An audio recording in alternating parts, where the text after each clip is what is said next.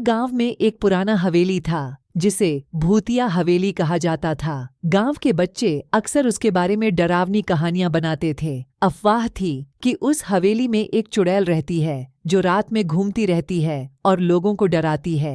एक बार गांव का एक युवक जिसका नाम राहुल था बहुत जिज्ञासु था। वह हमेशा अजीब चीजों की खोज में रहता था। उसने सोचा कि भूतिया हवेली के बारे में कहानियां सिर्फ अफवाहें हैं। इसलिए एक अंधेरी रात में वह अपने कुछ दोस्तों के साथ हवेली में घुस गया। हवेली का दरवाजा खुला था, मानो किसी ने उनका इंतजार कर रहा हो। अंदर की हवा ठंडी और घनी थी। हर कोने से अजीब सी आवाजें आ रही थीं। राहुल और उसके दोस्त डर से कांप उठे, लेकिन यह जानने के लिए उत्सुक थे कि अंदर क्या है। वे हवेली के अंदर गहराई तक गए। दीवारों पर धूल जमी हुई थी और छत से मकड़ियों के जाले लटक रहे थे। हवा में एक सड़ी सी गंध थी जो उन्हें परेशान कर रही थी।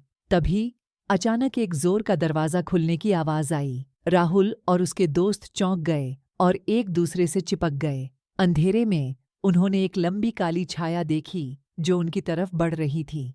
छाया के नजदीक आते ही उन्होंने देखा कि उसकी लाल चमकती आंखें थीं और उसके लंबे बाल हवा में उड़ रहे थे। राहुल की सांस रुक गई। वह हिल भी नहीं पा रहा था। छाया उनके इतने करीब आ गई कि उन्होंने उसकी सड़ी हुई सांस को महसूस किया। एक ठंडा हाथ राहुल के कंधे पर पड़ा। उसने चीखने की कोशिश की, लेकिन उसकी आवाज अटक गई।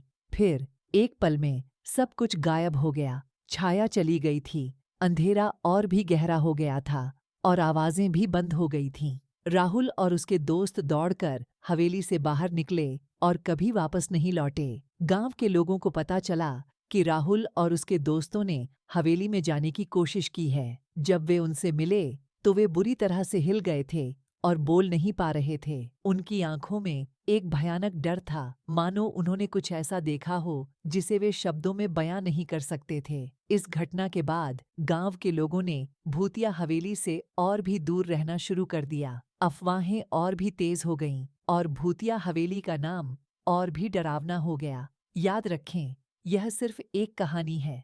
असल जिंदगी में ऐसी जगहों पर न जाएं जहां जाना खतरनाक हो सकता है।